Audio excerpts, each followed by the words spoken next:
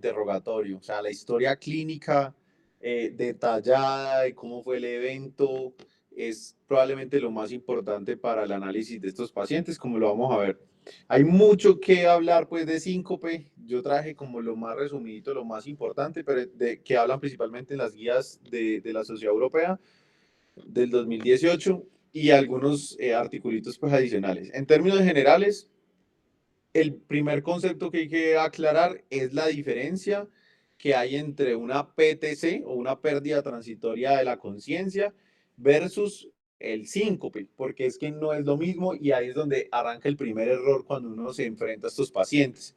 Entonces la guía dice que la PTC o pérdida transitoria del conocimiento es cuando el paciente tiene una pérdida del conocimiento, puede ser real o aparente. Ellos dicen aparente también asociado a que hay causas psicógenas en las cuales el paciente al parecer pierde el estado de conciencia, pero realmente no. Uno para tratar de identificar a este tipo de pacientes, siempre como debería tratar de preguntarle, bueno, perdió la conciencia y estaba con alguien ahí al lado o estaba completamente solo. El test de mesa basculante tiene una buena indicación en estos pacientes como pues de pronto lo tocaremos más adelante. En términos generales, usualmente estos pacientes, cuando es de pérdida aparente, psicógena, siempre hacen el evento como al lado de alguien, como para que alguien los vea o se dé cuenta. Entonces, usualmente no es solos y usualmente en el test de mesa basculante se evidencia pues que el paciente hace un poco o sea, puede perder el conocimiento, pero su presión arterial bien, su frecuencia bien y demás. Bueno, se caracteriza por amnesia durante el periodo de inconsciencia, control motor anómalo, falta de respuesta y duración corta. Entonces, si uno ve esta definición de PTC, es muy amplia, es muy general. Una persona que pierde el conocimiento, no se acuerda de nada de lo que le pasó, perdió control motor, no respondía y dura un corto periodo de tiempo. Entonces, pues, ahí pueden incluirse muchas causas. Dentro de las causas de PTC está el síncope. Entonces, la definición que da la guía de síncope es una pérdida de la conciencia, es un tipo de PTC, pero que se presenta debido a hipoperfusión cerebral. Esa es como la característica que los diferencia, porque, por ejemplo, una epilepsia, una crisis convulsiva, pues también es una pérdida de la conciencia, pero es por una actividad eléctrica anómala a nivel intracerebral, pues entonces no es específicamente asociada a hipoperfusión cerebral y caracterizada por un inicio rápido, una duración corta y una recuperación espontánea y completa. Entonces, pues esto de espontánea y completa es lo que también ayuda a identificar a aquellos pacientes que se presentan con otro tipo de eventos como los ACVs. Otros conceptos que se aclaran en la guía es el término de presíncope y el término de presincopal. Entonces, usualmente se habla de presincopal o se emplea para identificar los síntomas y los signos que tienen lugar antes de la pérdida del conocimiento. Entonces son todos aquellos signos y síntomas que se presentan antes de que el paciente caiga, antes de que el paciente pierda el conocimiento. Y el presíncope se utiliza usualmente como el estado que aparece o que se parece, perdón, al pródromo del síncope. Es decir, eh, cuando el paciente, digamos, dice, doctor, es que lo que pasa es que yo sentí que me iba a desmayar, pero me senté y no me desmayé. O sea, entonces es toda esa característica que se presenta alrededor del evento como tal, del evento sincopal, pero que no se sigue como tal de la pérdida del conocimiento. Entonces, hay algunos autores que recomiendan inclusive tratar de que al paciente que le da un presíncope, realmente configurarlo como presíncope y evitar más bien decirle el hipotimia, porque se considera que el presíncope tiene unas implicaciones de gravedad muy parecidas o probablemente de la misma magnitud de los pacientes que hacen un síncope. Pero cuando se les cambia el nombre de presíncope a lipotimia, en algunas oportunidades pues se considera, pero esto pues no es una recomendación de la guía, sino de inclusive unos electrofisiólogos que estuve revisando, donde recomendaban pues que tratar de evitar eso para que no se minimice como la enfermedad. Y lo otro era porque se consideraba como una definición muy ambigua, no se sabía específicamente asociada a qué. Entonces, bueno, con respecto a la fisiopatología, hay varias cositas importantes. La guía habla básicamente como había explicado, y es que se debe a que el síncope se presenta por una hipoperfusión cerebral. ¿Y por qué se presenta una hipoperfusión cerebral? Básicamente depende de la presión arterial. Entonces, ellos dicen que la presión arterial baja y la hipoperfusión cerebral general son la causa central del síncope.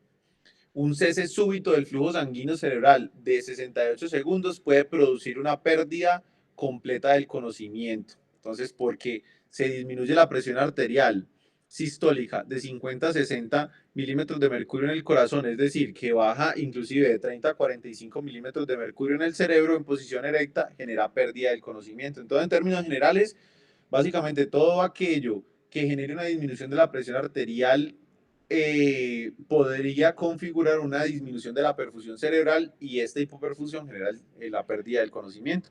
Entonces, para entender la fisiopatología, nosotros sabemos que los determinantes de la presión arterial son el gasto cardíaco por la resistencia vascular periférica. Entonces me traje solamente una grafiquita pues de un artículo principalmente de fisiología, en la cual, de fisiopatología de la presión arterial, en la cual vemos que en el centro de la fisiopatología de la presión arterial, de la hipertensión, está entonces los determinantes de la presión arterial, el gasto cardíaco por la resistencia vascular periférica.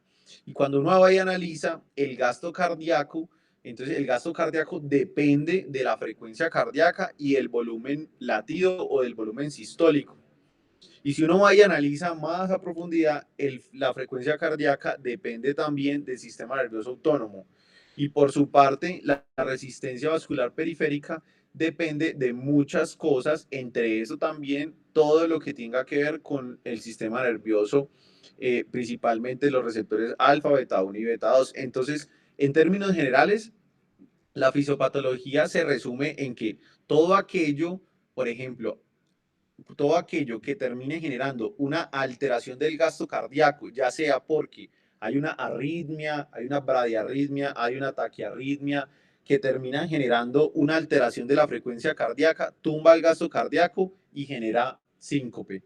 Todo lo que genere una alteración del volumen sistólico, por ejemplo, que el paciente tenga una hemorragia, que el paciente tenga digamos, cuando se genera un cambio de posición en el cual se cambian la precarga porque el paciente está acostado, y cuando se para entonces la sangre baja hacia los miembros inferiores y termina generando una disminución del gasto cardíaco, podría generar síncope. Todo lo que pueda afectar, y recordar pues que esto no es único, esto también pues se interrelaciona. Entonces, inclusive ellos hablaban de que a veces, por ejemplo, esos retos de volumen, cuando el paciente levanta los pies o se para y demás, pues también podrían generar una estimulación simpática o parasimpática. Entonces, eso también se asocia con síncope.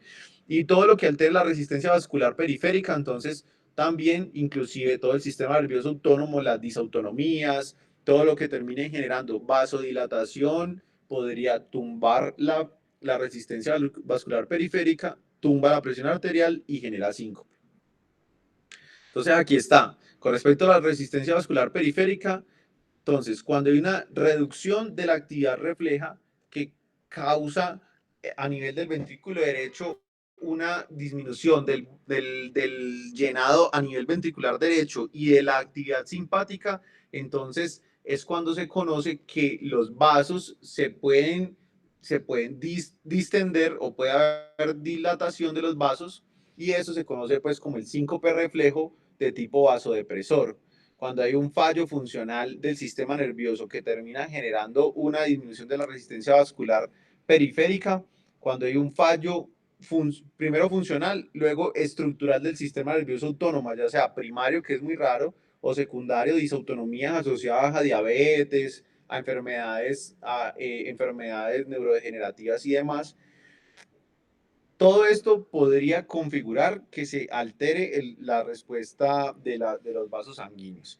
Y a nivel del gasto cardíaco, como les expliqué, todo lo que termine generando alteración del volumen sistólico o de la frecuencia cardíaca, entonces las bradicardias reflejas, cuando el paciente tiene un tipo de síncope reflejo que se llama cardioinhibitorio, en el cual lo que ocurre es que debido a ciertas situaciones, el paciente hace una estimulación simpática, parasimpática a nivel cardíaco y termina generando una inhibición de la función cardíaca, entonces se genera síncope. Inclusive hay unas técnicas novedosas en electrofisiología para el manejo de esto, como la neurocardiolación y demás, que puede servir.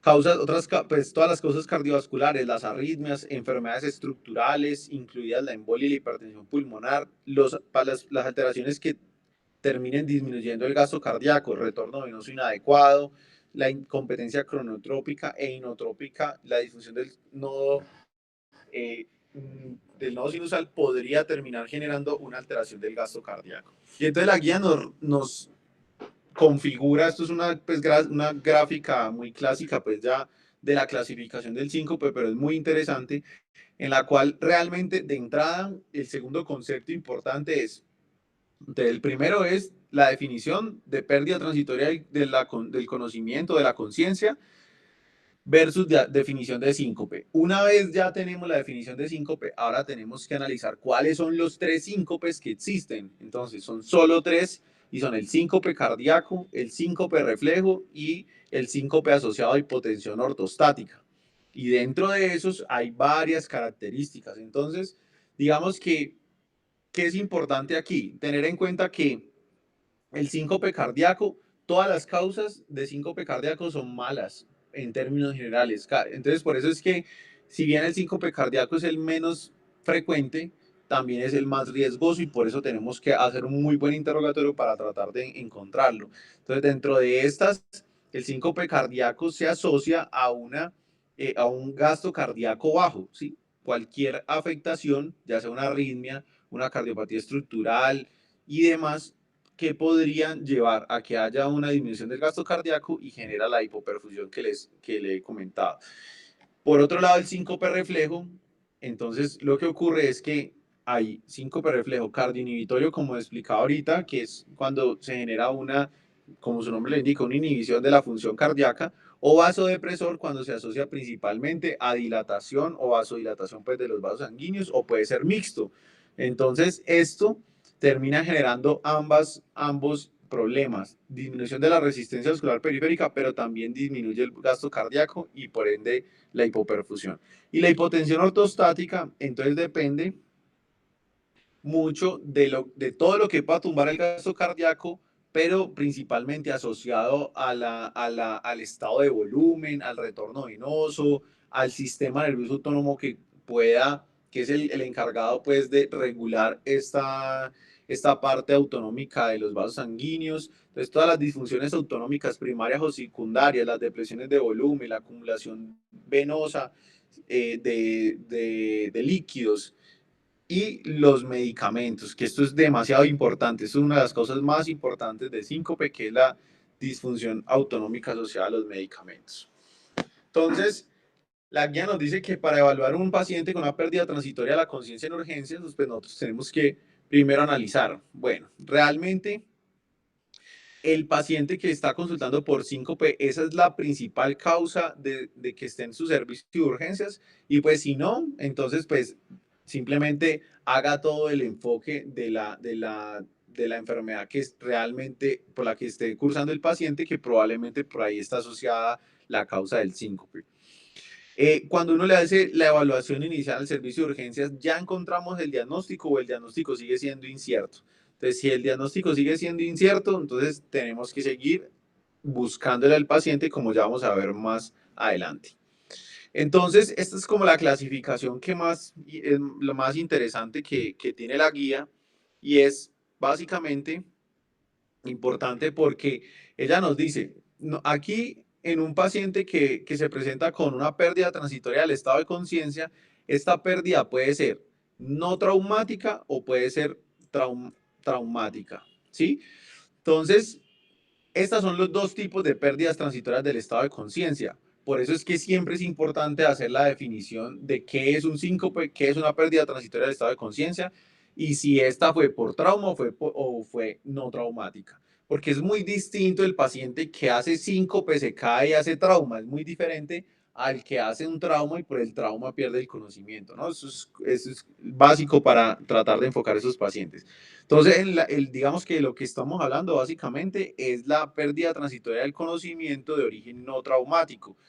Ahora, en estas no traumáticas hay que hacer la completa división de los que son la pérdida transitoria del conocimiento no traumática por un síncope o si realmente lo que el paciente tiene es un ataque epiléptico o si es psicogénico o algunas otras causas raras como el robo de la subclavia, los AIT vertebrovacilares, las hemorragias subaracnoideas, los ataques anóxicos cianóticos.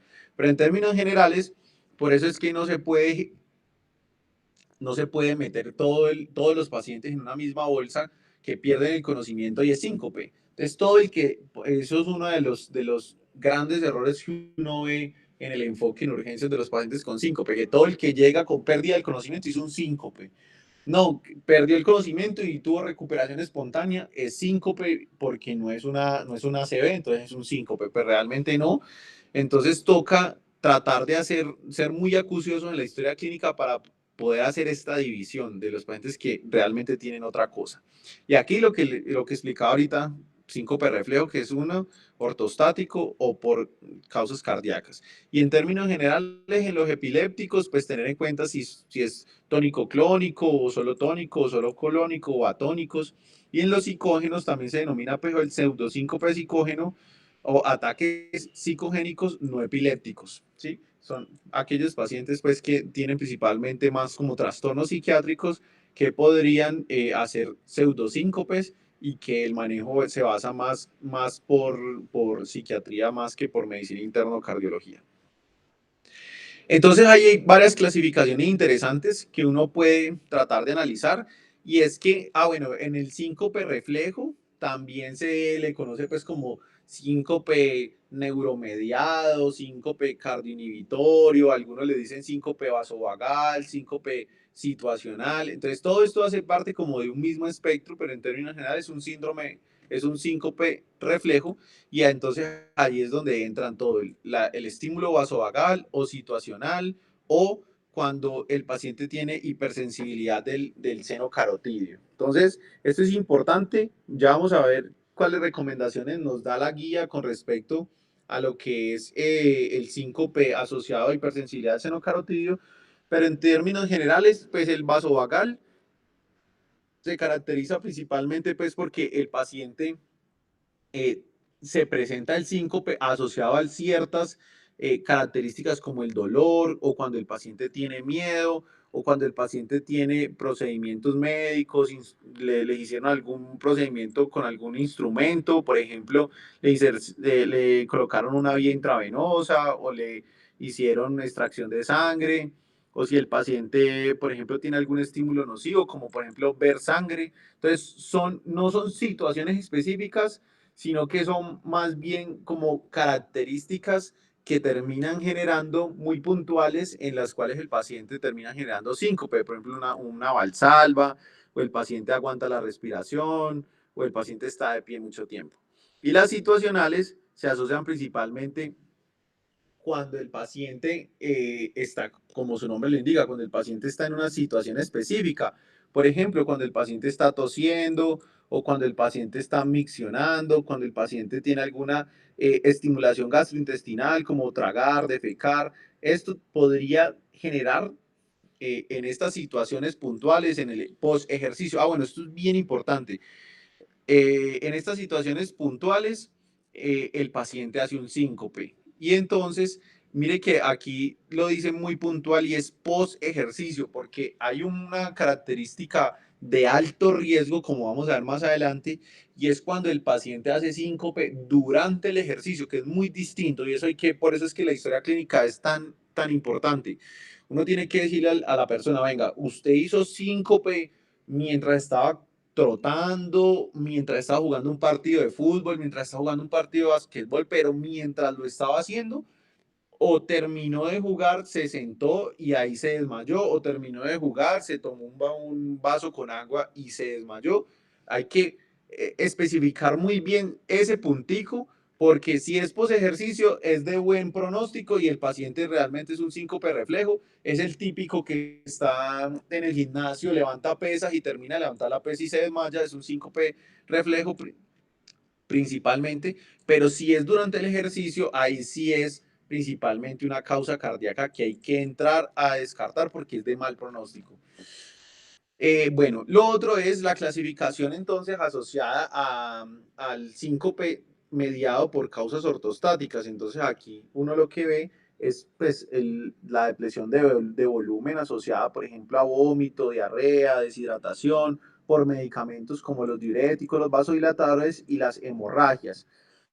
Lo otro es que hay una alteración entonces en la distribución de los espacios de los líquidos intravasculares, por ejemplo, cuando hay un shock distributivo por sepsis o por anafilaxia, y cuando el paciente tiene una falla autonómica. Entonces, cuando el paciente tiene, por ejemplo, una falla autonómica primaria asociada, por ejemplo, a una atrofia multisistémica o cuando el paciente tiene una enfermedad de Parkinson o una falla autonómica secundaria, por ejemplo, asociada a diabetes o amiloidosis, como ya habíamos visto que la amiloidosis genera pues mucha polineuropatía y daño autonómico o por medicamentos. Entonces, en términos generales, estas son las causas más importantes en la clasificación del síncope por causas de origen ortostático. Pero cuando uno va a mirar las causas cardíacas, entonces aquí vienen los puntos importantes, que son las arritmias, que son las enfermedades valvulares,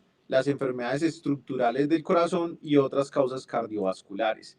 Entonces, es importante siempre que uno analiza a estos pacientes con síncope, entrar a descartarles, pues que, como había dicho previamente, que no sea un síncope cardíaco porque este es el de más alto riesgo. Entonces, en términos generales, en las arritmias, las bradicardias son muy importantes, asociadas a disfunción del nodo sinusal, a bloqueo auriculoventricular, y aquí ya nos van dando como las pistas de qué es lo que uno tiene que ir a buscar en el electrocardiograma a estos pacientes. Entonces, ¿será que tiene una bradicardia muy importante? ¿Tiene un bloqueo auriculoventricular? ¿Tiene un síndrome de seno enfermo? ¿O el paciente tiene una taquicardia, por ejemplo, una taquicardia ventricular o supraventricular, o una torcida de puntas? ¿O el paciente utiliza un marcapaso y está disfuncional?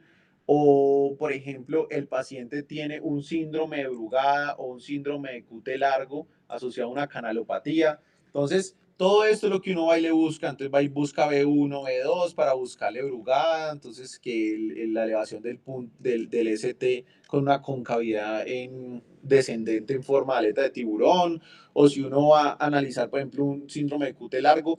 Lo otro, pues, que no está aquí. Estos son como unos ejemplos, pero, por ejemplo, la displasia ritmogénica del ventrículo derecho también es importante. Cuando uno encuentra, por ejemplo, estos pacientes con Ts invertidas de B1 a B4 principalmente, o con Qs patológicas en pacientes sin antecedentes de enfermedad coronaria, hay que pensar en displasia ritmogénica del ventrículo derecho.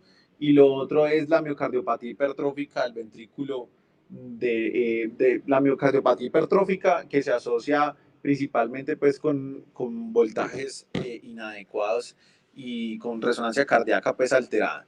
Lo otro es las enfermedades valvulares. Entonces aquí ya le va uno dando las características, y es que a este paciente, todos los pacientes necesitarían por lo menos un electrocardiograma, y lo otro es que vamos a mirar estas características cardiovasculares, y por ende para esto también los pacientes necesitan un ecocardio, ¿sí? Entonces, para mirar enfermedades valvulares, enfermedades estructurales y otras causas cardiovasculares, como por ejemplo el paciente que tenemos hospitalizado, que es un paciente que hizo un síncope, pero le encontramos que una gamografía, ventilación, perfusión positiva y está asociada a un embolismo pulmonar, la hipertensión pulmonar y el síndrome de robo de la subclavia. Bueno, algunos datos epidemiológicos, digamos que el síncope es muy común en la población general.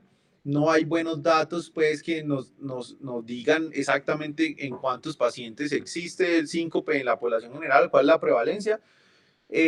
Sabemos que aproximadamente hasta el 37% de los individuos con síncope sí consultan, y equivale al 1 al 3% de las consultas de urgencias se sabe que hasta el 50% de la población general va a tener un síncope en algún momento de la vida y que el riesgo de recurrencia cuando alguien ya le dio un síncope es de hasta el 30% en 2 años.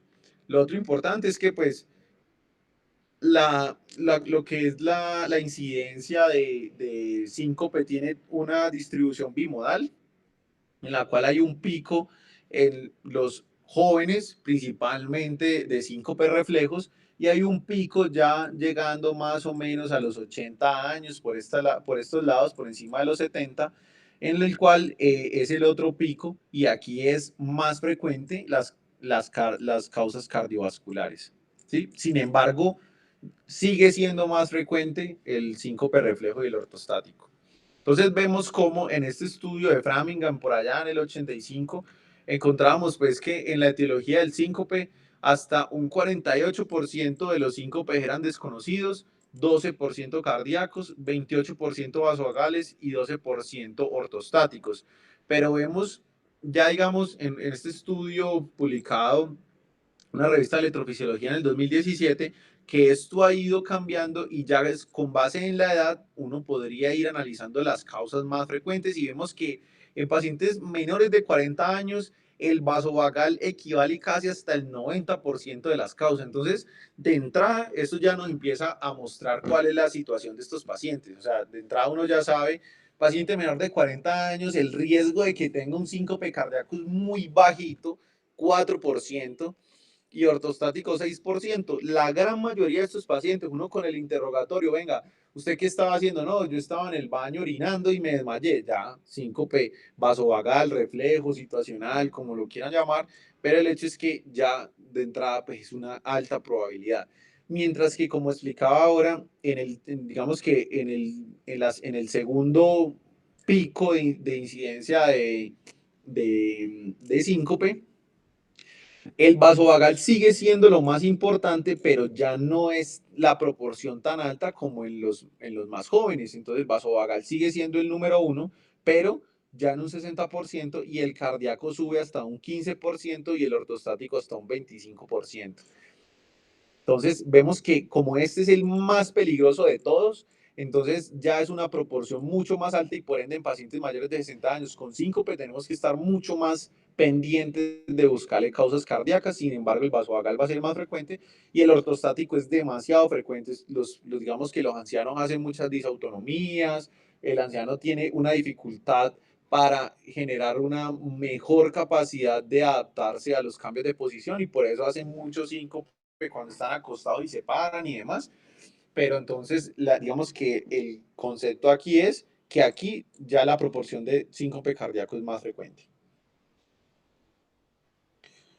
Bueno, hay unos, solamente como por mencionarlo rápidamente, algunos diferenciales que ya hemos ido hablando, entonces los pseudosíncopes, por ejemplo, el otro que quería como comentar era el carotidio, el vertebrovascular. Entonces, en términos generales, digamos que no todos los AIT carotidios tienen una pérdida del conocimiento, se recomienda pues que principalmente están asociados es cuando el paciente tiene una estenosis significativa, más del 70% de origen bilateral, como para que realmente el paciente haga este tipo de cosas. Mire que ellos lo recomiendan, no hay pérdida del conocimiento puntual. Entonces, principalmente esto, el vertebrovascular se presenta siempre con signos y síntomas neurológicos y normalmente sin pérdida del conocimiento también. Tener en cuenta las intoxicaciones, obviamente la diferenciación entre síncope y parada cardíaca en términos generales, tener en cuenta pues que el paciente que hace una muerte súbita, la característica es que necesita que alguien lo reanime para poder salir, mientras que eh, el paciente con síncope hace recuperación espontánea sin necesidad de eso. Ese es el punto importante ahí. Entonces, en cuanto a la evaluación diagnóstica y en cuanto al tratamiento según la estratificación del riesgo. Entonces, en la evaluación inicial, las guías nos dicen, mire, cuando ustedes se enfrenten a un paciente con síncope, lo primero que uno tiene que tratar de responder es, bueno, realmente lo que he ido explicando, realmente fue una pérdida transitoria de la conciencia o no, porque es que muchos pacientes dicen, no, lo que pasa es que yo iba subiendo unas escaleras, me mareé y como tuvimos un paciente ahí en hospitalización. Yo iba subiendo unas escaleras, no sé si el profe se acuerda, un paciente que tenía una cirrosis y que era como familiar de Ever, y bueno, algo así. Y el hecho es que estaba catalogado como síncope, síncope, síncope, pero cuando lo reinterrogamos, realmente el paciente dijo, no, yo iba subiendo unas escaleras, me mareé y me senté. Y entonces realmente no fue un síncope. Entonces, de entrada ya la evaluación es muy diferente. Entonces, probablemente este paciente ni siquiera hubiera necesitado pues toda la cantidad de estudios, sino bueno, algunos cuantos.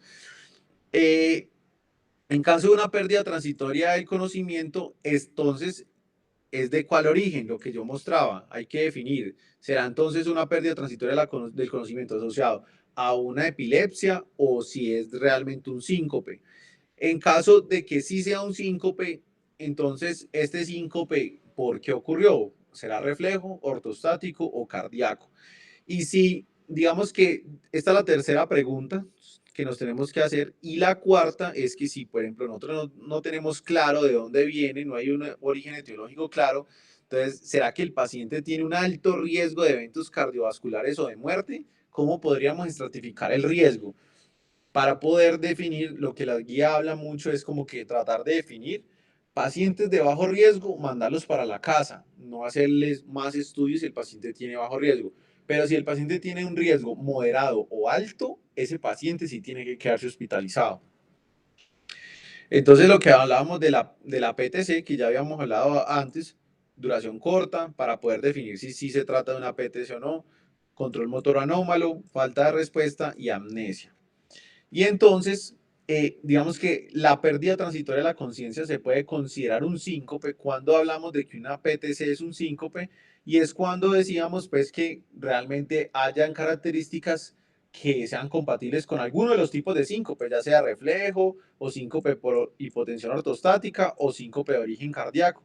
Cuando hay alguna de las características sugestivas de esto y adicionalmente el paciente no tiene algún signo o síntoma específico de otra PTC, por ejemplo, pues que no vaya a ser de origen traumático y demás, entonces ahí podríamos hablar de síncope asociado a, perdón, de PTC asociado a síncope. Bueno, lo otro que, entonces, de entrada, cuando ya vemos estos pacientes, siempre tenemos que mirar, entonces, si es un síncope realmente, verdaderamente si lo es o no. Y lo otro es tratar de identificar si existen algunas características clínicas que puedan amenazar la vida del paciente, porque a veces uno, digamos que, el paciente hizo síncope, pero ya llegó a urgencias y ya llegó despiertico, entonces pues como que uno dice, bueno, ya pasó el evento grave, a estudiarlo con calma, no. Siempre tratar de identificar que no sea algo que tenga el paciente escondido y que lo pueda matar. Por ejemplo, que el paciente tenga una hemorragia subaracnoidea escondida y nosotros empecemos a buscarle ecocardiograma, empecemos a mirarle el electro y no sé qué, y realmente el paciente tenía una hemorragia subaracnoidea, o que el paciente realmente esté cursando con una ACV, o que el paciente esté infartado, importante, que el paciente tenga una disección aórtica, importantísimo, tratar de analizar en estos pacientes, por ejemplo, el dímero D, que también podría dar unas pistas, el embolismo pulmonar, la, el aneurisma abdominal aórtico, el sangrado gastrointestinal, un embarazo ectópico o la sepsis. Entonces, yo lo traigo acá como porque para uno irlo recordando y tratar de irlo metiendo en su chip de que listo, voy a evaluar al paciente con síncope, reflejo, ortostático, cardíaco, sí, todo eso está perfecto, pero primero antes de hacer eso, en la evaluación inicial, idealmente tratar de analizar de que no sea nada de esto que pueda matar el paciente de forma inminente. Y lo otro es, pues lo que ya he ido comentando, es los que se parecen a un síncope, ¿sí? Entonces, pues todas las causas psiquiátricas, las causas asociadas a trastornos neurológicos, las causas metabólicas, y dentro de esto lo traigo también para tener en cuenta lo que es la hipoglucemia, ¿sí? Que digamos que en términos generales uno la sospecha principalmente pues en pacientes diabéticos que utilizan secretagogos, que utilizan insulina y demás. En pacientes no diabéticos pues esto es muy poco frecuente y pues digamos que con una simple glucometría es suficiente. y las intoxicaciones que también pueden asociarse a un pseudosíncope, por decirlo así. Bueno, entonces este es como el enfoquecito que nos muestra la guía sobre lo que hemos ido hablando. Entonces, ¿el paciente sí tiene una pérdida transitoria de la conciencia, sí o no? Listo. Entonces, sí la tiene. Entonces, ¿qué tenemos que hacer para evaluar al paciente con síncope? Aquí ellos lo definen muy claro. La historia clínica, el examen físico, un electrocardiograma y la presión arterial en decúbito supino y en decúbito y parado, pues, en ortostatismo. Entonces, con estos 4 puntos es que uno evalúa un síncope y es muy sencillo y por eso es que la guía inclusive no habla mucho de las escalas de riesgo y que entonces que el EXIS score y todo eso, porque ellos dicen que realmente no se ha demostrado que ninguna de estas escalas sean mejores que el juicio clínico y solamente necesitamos estas 4 cosas. Y en términos generales, entonces con esto nosotros podemos saber si el diagnóstico es cierto o muy probable, entonces ya sabemos qué vamos a hacer y si el ya vamos a ver más adelante, y si el diagnóstico es incierto, entonces tenemos que, no sabemos exactamente qué es, entonces ¿qué podemos hacer? Tratar de mirar cuál es el riesgo que tenga el paciente de morirse o de hacer un evento cardiovascular mayor. Y entonces con base en eso tomamos decisiones. Si el paciente tiene riesgo de alto de eventos graves a corto plazo, entonces pues todos esos pacientes necesitamos hospitalizarlos. Si el paciente tiene riesgo bajo de síncope recurrentes, entonces probablemente estos pacientes podríamos considerar hacerle pruebas complementarias, mirar otras cosas, por ejemplo que el paciente esté anémico, otra cosa, otras pruebas complementarias que voy a mostrar más adelante y podríamos inclusive considerar el egreso.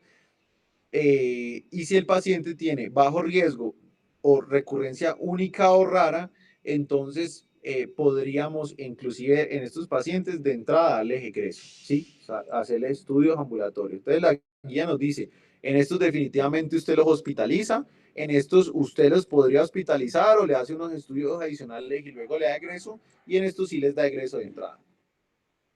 Entonces, esto es lo que se tiene que tener en cuenta para el enfoque o para el abordaje de un paciente con síncope. 3 cosas puntuales.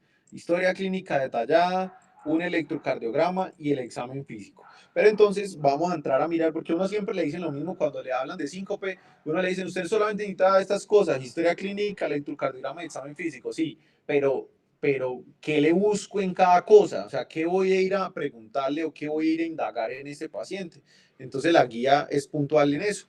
En la historia clínica, ¿qué hay que mirarle? Entonces, historia clínica. El paciente es de alto riesgo cuando el paciente tiene antecedente de una cardiopatía estructural, una enfermedad arterial coronaria grave, por ejemplo, que el paciente tenga insuficiencia cardíaca, una FEBI baja, un infarto de miocardio previo. Entonces, cuando el paciente tiene en los antecedentes todo este tipo de cosas, uno prende las alarmas porque probablemente el paciente sea de alto riesgo.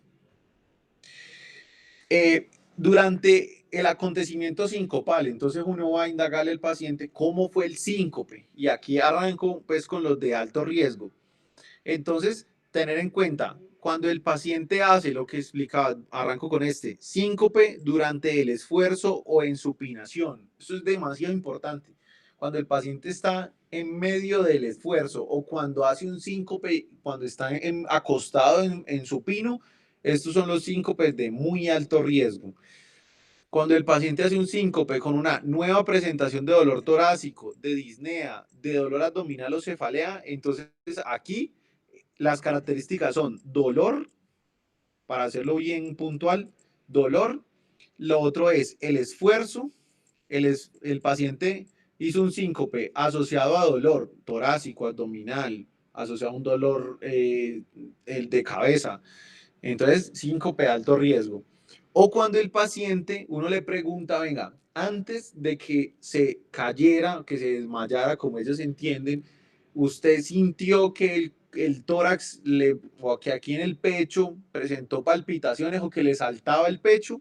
Entonces, eso es síncope de alto riesgo. Entonces, estos 3 puntos importantes, las palpitaciones, el dolor y síncope asociado al esfuerzo, es en el acontecimiento sincopal lo más importante que hay que entrar a indagar. Y ya después, digamos que las otras características que son de menos riesgos, pues son todo lo demás. Entonces, que el paciente hizo el síncope fue cuando se levantó de la cama, cuando rotó la cabeza, y esto es importante porque al rotar la cabeza, pues es principalmente asociado a síndrome de hipersensibilidad del seno carotidio, que esto es una enfermedad principalmente de pacientes mayores de 40 años. Entonces, paciente mayor de 40 años que afeitándose se hizo un síncope, que volteó la cabeza y hizo un síncope, o que se puso una camisa apretada en el cuello y hizo síncope, entonces es un paciente de bajo riesgo, ¿sí?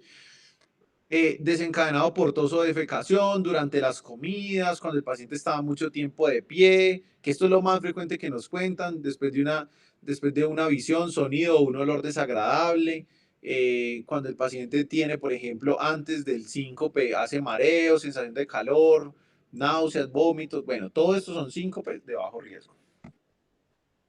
En el examen físico, ¿qué es lo importante que nos recomienda la guía de entrar a revisar?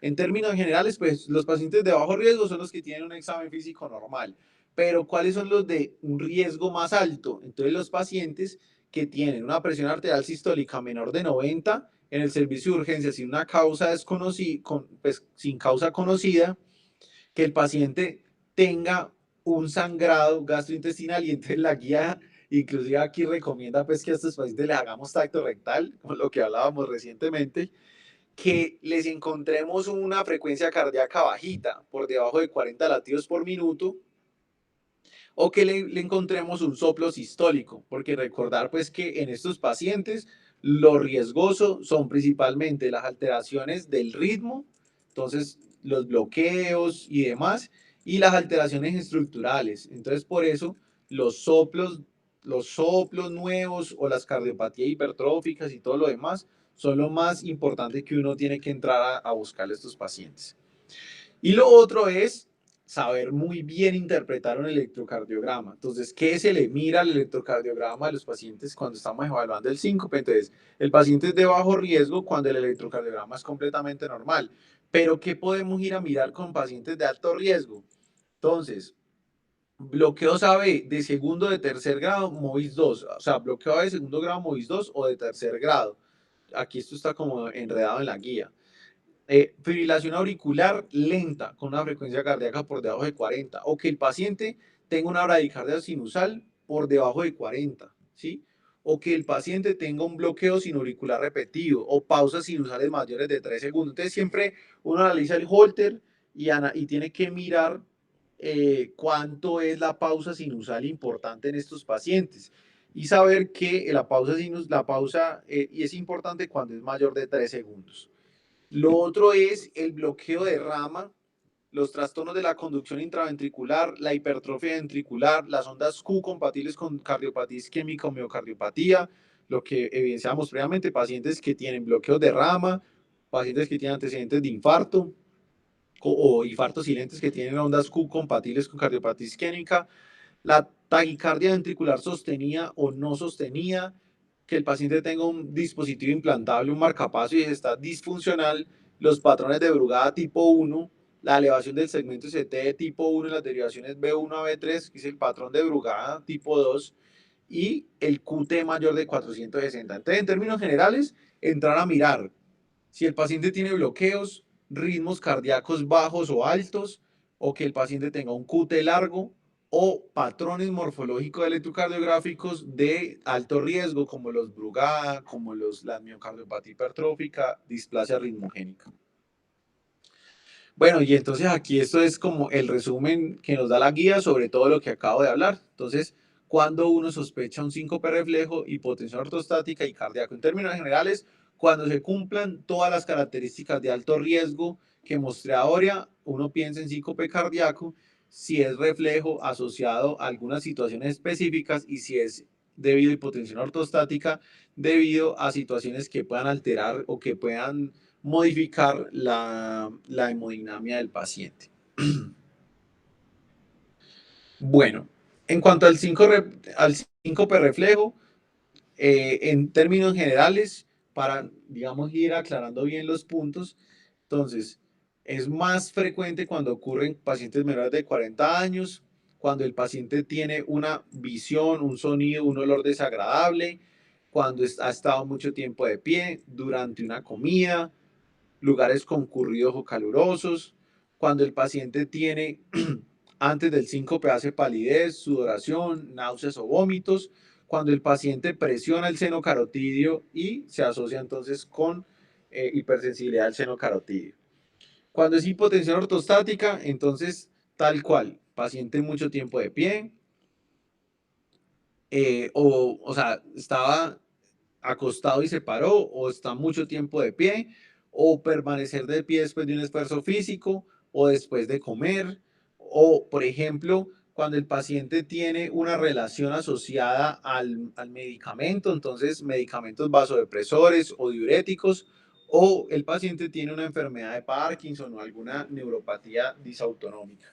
Y el síncope de origen cardíaco, como hemos hablado, es más importante, entonces ya hemos ido puntualizando todo lo que es ejercicio, palpitaciones. Esto no lo hemos hablado y esto también es importante. Lo que es la historia familiar de muerte súbita. Entonces, uno también cuando se le aproxima un paciente con síncope, tiene que indagar historia familiar de muerte súbita. Pero esto se indaga de una forma muy puntual. Se le pregunta al paciente es si ha tenido algún familiar que haya fallecido de una causa probablemente inexplicada, pero que hubiese tenido menos de 40 años. Este es como el punto de corte puntual para muerte súbita. Y ahí es cuando el antecedente es positivo.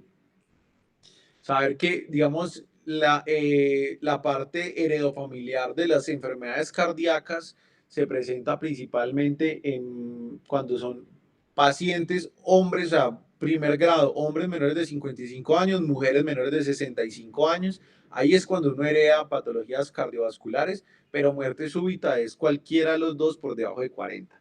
Y todo lo demás es si el paciente tiene cardiopatía estructural o enfermedad coronaria puntual y todos los hallazgos electrocardiográficos que hemos ido comentando previamente. Entonces, ¿qué nos recomienda la guía para hacer el diagnóstico?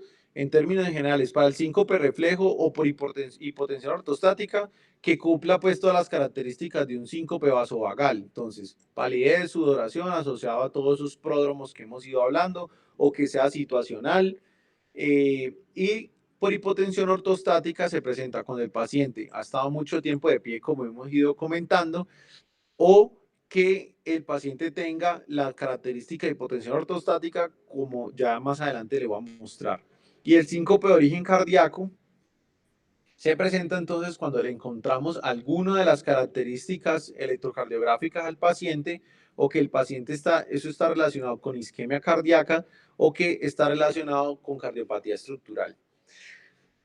Las otras pruebas complementarias que había comentado previamente que se puedan utilizar también para ayudar a enfocar a estos pacientes, entonces ellos recomiendan que el monitoreo electrocardiográfico de los pacientes debe ser inmediato apenas el paciente llega a urgencias, porque la idea es tratar de identificar cuál es el sustrato desencadenante o el sustrato arrítmico, porque muchos de estos pacientes pues hacen la arritmia, eh, inclusive algunos cuando puede ser arrítmico el sustrato y el paciente ni siquiera siente las palpitaciones, es decir, a veces por ejemplo la taquicardia ventricular se instaura de forma tan aguda que el paciente de entrada pierde el conocimiento y no alcanza ni siquiera a sentir la palpitación, o sea, de entrada el paciente pierde. Entonces, por eso el monitoreo electrocardiográfico para tratar de identificar algún hallazgo es demasiado importante.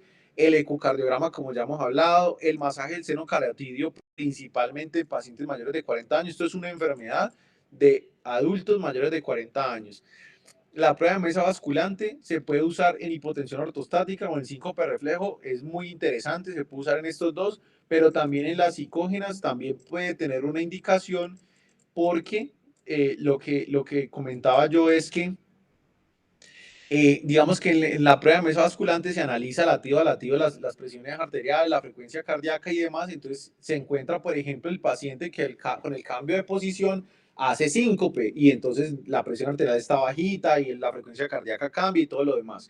Mientras que en el psicógeno el paciente hace, digamos, el síncope en medio del test de mesa basculante, pero cuando se revisa la presión está normal, la frecuencia cardíaca está normal, entonces eso ayuda mucho a diferenciar este tipo de síncope psicógeno y esto es importante tenerlo en cuenta. Bueno, lo que es el hematocrito y la hemoglobina, también principalmente para sospecha de hemorragia, pero pues también como sospecha, por ejemplo, de pacientes con anemia severa que podrían llegar a ser un estado de bajo gasto.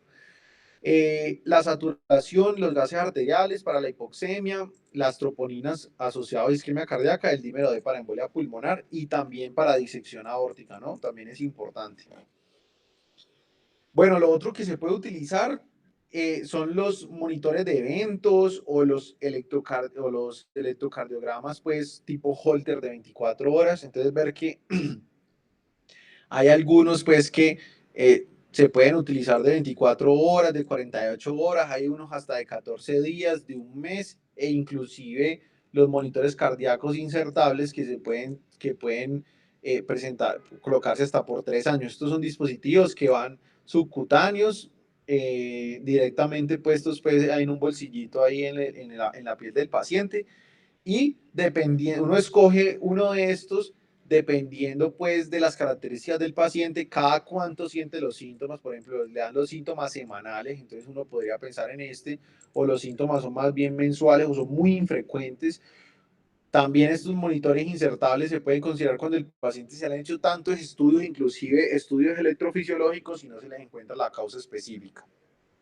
Bueno, otros puntos importantes para ir hablando, ya digamos, para ir acercándonos a la parte del manejo, es las escalas de estratificación del riesgo. Entonces, digamos que las guías hablan específicamente de que ninguno de estos métodos debería ser utilizado de forma generalizada, debería ser, digamos, de forma más específica para cada paciente.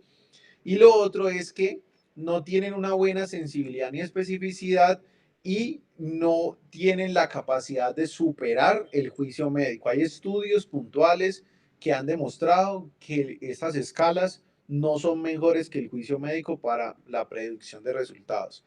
Entonces aquí tenemos el famoso EXIS Score, que también, digamos que dentro de estos, pues este es como el más usado, las guías inclusive hablan de él, se puede usar en el cual trata de identificar a aquellos pacientes que tengan mayor riesgo de síncope de origen cardíaco. Entonces, mira, si el paciente tiene antes, pues tuvo palpitaciones, esto es un hallazgo muy poco frecuente, pero que es muy específico. O sea, encontrarlo no, es poco sensible, no se encuentran todos los pacientes, pero cuando uno lo encuentra es bien importante porque habla mucho de síncope de origen cardíaco, específicamente arrítmico. Anormalidades en el electrocardiograma, entonces, ¿cuáles? La bradicardia, como he mostrado, los bloqueos AB, las pausas, más de 3 segundos, el QT largo, taquicardia ventricular, síncope asociado al ejercicio, síncope de posición supina, prodromos neurovegetativos le quita puntos para hablar más de síncope reflejo y algunos factores precipitantes le quita puntos para hablar más de síncope reflejo u ortostático. Aquí veo pues, los neurovegetativos como ya hemos mencionado previamente. Bueno, otras escalas que solo las traje como para comentarlas y mostrar de que existen para no, digamos, no demorarme tanto en la charla. Entonces está la escala de síncope de San Francisco, está la escala de riesgo de OESIL, el Canadian Syncope Risk Score, que también es importante pues para la mortalidad. Este es el otro que también se usa bastante y básicamente también analiza principalmente muchas características cardiovasculares, historia de falla cardíaca, para analizar como el riesgo de mortalidad. Entonces, lo que explicaba rápidamente, cuando un paciente uno lo evalúa por síncope, tiene características de baja riesgo, uno puede darle, digamos, alta de inmediato. Pero si el paciente tiene características de alto riesgo, el paciente se debe hospitalizar y si el paciente no tiene características ni de riesgo alto ni bajo, es decir, como no se sabe para cuál de los dos lados es, entonces es mejor hospitalizarlo. Yo creo que esta es como la gran mayoría de pacientes que tenemos nosotros, pacientes que realmente o por temor o por riesgo de que el paciente vaya para la casa y se muera pues en la casa, entonces casi siempre quedan en este grupo de pacientes en observación y en estudios. ¿Cuál es la recomendación que dice la guía sobre estos pacientes? Entonces, en términos generales, la guía recomienda que los pacientes con características de bajo riesgo, principalmente son de origen de síncope reflejo por hipotensión ortostática, se puedan ir para la casa y tiene una recomendación 1B, o sea, se puede hacer sin problema. Cuando los pacientes entonces tienen características de alto riesgo, estos pacientes tienen que entrar en unidad de síncope que no tenemos o observación pues en el servicio de urgencias o hospitalizarse. Si el paciente no tiene características ni de bajo riesgo ni de alto riesgo, entonces la recomendación es mejor hospitalizarlos o dejarlos observados en el servicio de urgencias, porque pues nosotros no tenemos unidad de síncope. Entonces, como no hay unidad de síncope, ellos dicen, más bien no lo hospitalice, pero pues a nosotros sí nos toca. Y puede considerarse el uso de escalas de riesgo para la estratificación. Mire que esta es la que tiene la menor recomendación. Bueno, algunos estudios puntuales, por ejemplo, el masaje del seno carotídeo que se puede hacer en estos pacientes, principalmente pacientes mayores de 40 años, y se confirma el síndrome de hipersensibilidad del seno carotídeo cuando el masaje del seno carotídeo genera bradicardia o hipotensión que reproduzca los síntomas. La coronariografía se recomienda para todos aquellos pacientes que tengan las mismas indicaciones en la población general, es decir, no cambia mucha cosa con respecto a la población general, porque ellos inclusive dicen que la angiografía por sí sola no sirve pues para el síncope, sino que es si en caso tal de que el paciente esté infartado, que puede hacerlo, un paciente puede infartarse, hacer síncope y el manejo es con coronariografía. La prueba de esfuerzo entonces, se puede hacer para aquellos pacientes que tengan un síncope haciendo ejercicio o poco después. Entonces, pues esto es importante porque para estos pacientes se les puede considerar en un medio controlado reproducirles el síncope de esa forma. Bueno, con respecto al síncope relacionado con bloqueo de segundo o de tercer grado, se confirma cuando este acontece durante el ejercicio, aunque no haya síncope. Bueno, a estos pacientes se recomienda inclusive hasta marcapasos. El ecocardiograma se recomienda para el diagnóstico y la estratificación del riesgo de los pacientes con sospecha de cardiopatía estructural. Entonces, pues en términos generales, la recomendación es que uno, pues como por curarse en salud y todo lo demás, es mejor para todos los pacientes que uno tenga la incertidumbre, pues que no es un síncope muy puntual, no, doctor, es que yo estaba en el baño defecando y entonces me hice un síncope, o sea, eso es demasiado claro de que es un síncope reflejo y que el paciente no amerita hacerle estudios adicionales. La recomendación en esos pacientes, inclusive darle un laxante, o sea, decirle al paciente que mejore la dieta, va a buscar forma de que no genere tanto estímulo, pero el paciente pues no necesita ecocardiograma. Pero para los pacientes de alto riesgo o que no sabemos muy bien, entonces la recomendación es electro, ecocardiograma, historia clínica detallada y con eso ya definimos electrocardiograma causas arrítmicas, ecocardiograma causas estructurales y con eso básicamente uno queda mucho más tranquilo ya para definir quién amerita hacerle un tilt test, quién amerita hacerle otra cosa. O por ejemplo, a quién amerita hacerle un estudio electrofisiológico, esto es otro punto importante.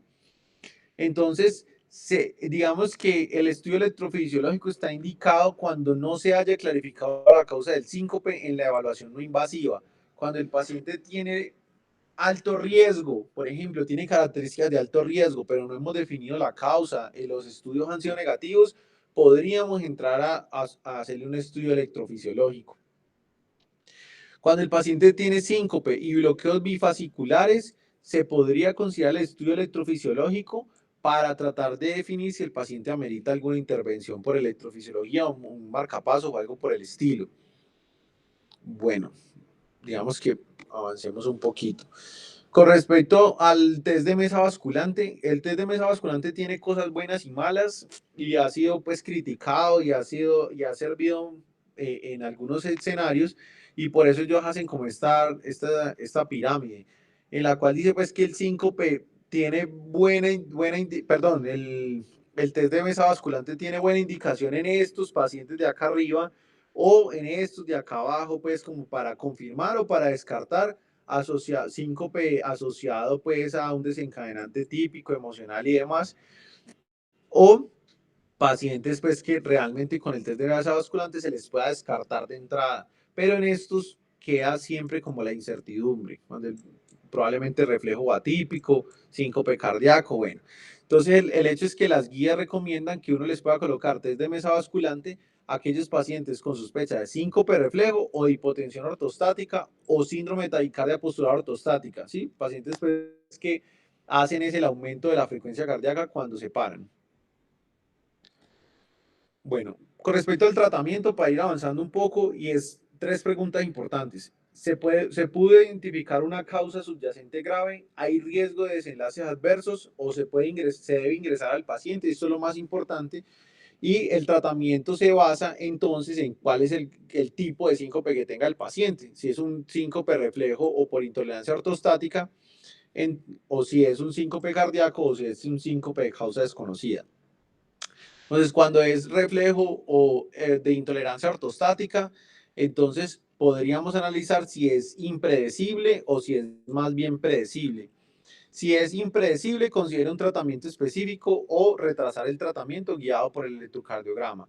Y si es predecible, suele bastar con la instrucción, tranquilización y evitación de los desencadenantes. Entonces, en términos generales, es como, por ejemplo, el paciente que tiene síncope cuando, no sé, cuando se afeita, pues entonces ya es muy predecible y solamente hay que explicarle cómo debe hacerlo, evitar ciertas presiones específicas. Bueno, eh, cuando es el síncope cardíaco, pues si se documenta una arritmia, pues el tratamiento específico de la arritmia, y si se documenta una cardiopatía estructural, pues el tratamiento específico de la cardiopatía estructural. Entonces, aquí vemos que para el síncope reflejo, pues lo que explicaba, si el paciente tiene pródromos y son predecibles y no, entonces hay algunas formas, como por ejemplo las maniobras de contrapresión. Ya ahorita muestro una imagencita sobre esas maniobras. Eh, pero si el paciente no tiene pródromos o son muy cortos, entonces el tratamiento está guiado, asociado a la monitorización con el holter insertable en casos específicos cuando uno sospecha que de pronto tenga algún tipo de cardiopatía ritmogénica. Cuando el paciente entonces tiene el fenotipo de que el problema es que la presión mantiene muy baja o que el paciente hace síncope reflejo asociados a ese tipo de hipotensiones puntuales con presiones muy bajitas cuando uno se las toma, se podría considerar utilizar fludrocortisona o midodrina. Si el paciente tiene fármacos hipotensores, pues suspéndaselos. Y si el paciente tiene cardioinhibición dominante, que esto es también muy frecuente, es un problema complejo porque el manejo se basa principalmente pues con electrofisiología, con neurocardioablación o con estimulación cardíaca específica. Bueno, vamos, entonces, si el paciente tiene un síncope reflejo y el paciente tiene pausas o asistolias espontáneas, entonces el paciente podría tener indicación de una estimulación cardíaca asociada pues a un marcapaso.